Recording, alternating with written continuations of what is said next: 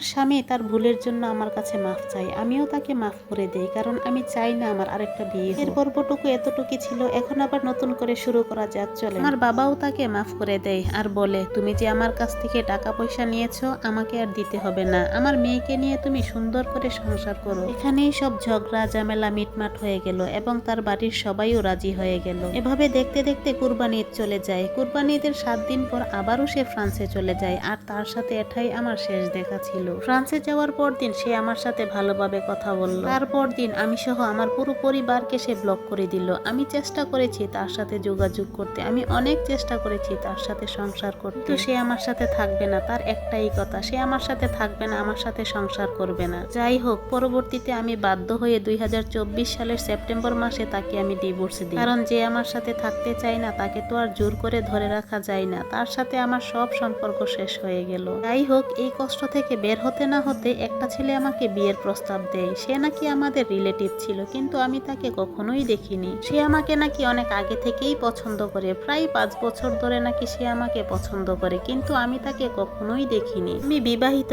এই কারণে নাকি সে আমাকে কখনোই বলতে পারেনি। এইগুলো আমার কাজিনরা সবাই জানতো, শুধু আমিই জানতাম না। যাই হোক, সে আমাকে বিয়ের প্রস্তাব দেয়, আমি রাজি হইনি। আমাকে একদিন সে টিকটকে হাই দেয়, আমাকে বলল, কি খবর তোমার কি বিয়ে হয়েছে না? আমি বললাম, না আমি বিয়ে করিনি। সে আমাকে বলতেছে, তুমি কি আর কখনোই বিয়ে করবে না? তখন আমি তাকে বললাম, হ্যাঁ অবশ্যই বিয়ে করব। আমার বাবা মা আমাকে যেখানে বিয়ে দেবে, যার সাথে বিয়ে দেবে, আমি সেখানেই বিয়ে বসবো। এই কথা শুনে সে তার পরিবারকে দিয়ে আমার পরিবারের কাছে বিয়ের প্রস্তাব পাঠায়। আমার পরিবারও রাজি হয়ে যায়। সে আমাকে এত ভালোবাসতো আমি জানতামই না। তার কাছেই নাকি এখন আমি সবকিছু। সেও কিন্তু ফ্রান্সেই থাকতো, আর বিয়ের পর সে আমাকে ফ্রান্সে নিয়ে যাবে। আমাদের বিয়ে হয় 2025 সালের 18 তারিখে ফোনের মাধ্যমে। আমি যা পাই আর না পাই, এখন আলহামদুলিল্লাহ আল্লাহ আমাকে তার থেকেও বেশি দিয়েছে। আমার শ্বশুর শাশুড়ি ননদ দেবর ভাসুর সবাই অনেক ভালো মানুষ। এদের জন্য সবাই দোয়া করবেন, ওকে নিয়ে যেন আমি শান্তিতে থাকতে পারি। আমি জানুয়ারিতে ফ্রান্সে চলে যাব। আসলে জীবনের প্রথম মানুষটা সবসময় ভুল হয়, এটা সবার বেলায় ঠিক কি না তা আমি জানি না, কিন্তু আমার বেলায় তো হয়েছে, তাই না? এর জন্য আমি বললাম যে প্রথম মানুষটা মনে হয় ভুল হয়।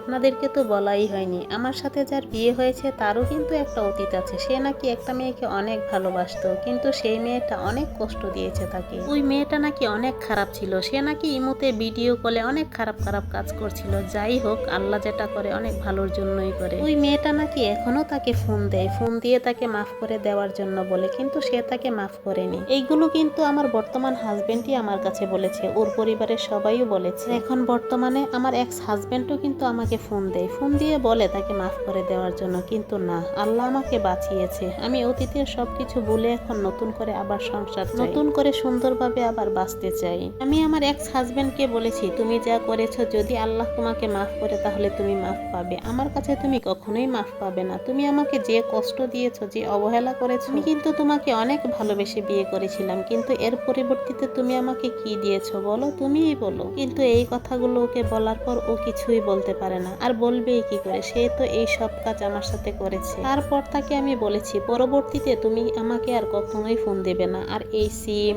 নম্বর ইমো সবকিছু আমি কেটে ফেলবো। তাই করি, মোবাইলের যাবতীয় সিম ইমো নাম্বার যা ছিল সব আমি কেটে নতুন করে আবার চালু করি। আলহামদুলিল্লাহ এখন ভালো আছি। এখন সবাই আমাদের জন্য দোয়া করবেন, আমরা যেন সুন্দর একটা সংসার করতে পারি। আমার বর্তমান হাজবেন্ডের জন্য দোয়া করবেন। এই আপুর স্টোরিটা শোনার পর প্রথম ভালো লেগেছিল, মাঝখান দিয়ে এত খারাপ লেগেছিল, পরে ভাবলাম যে এইটা শেয়ার না করলে হবেই না। তো আমিও একটা আপুর স্টোরি থেকে এই গল্পটা তুলে রেখেছিলাম, আর এটা এখন আপনাদের সাথে শেয়ার করেছি। অবশ্যই কমেন্ট করে বলবেন যে গল্পটা কিরকম হয়েছে, আর আপুটার জন্য এখন বেশি বেশি করে দোয়া করবেন যেন সে সুন্দর করে একটি সংসার করতে পারে। আর আজকের ভিডিওটা এতটুকুই, ভালো থাকবেন সবাই। আমার রান্নাটা কিরকম হয়েছে অবশ্যই কমেন্ট করে বলবেন। তো আল্লাহ হাফিজ।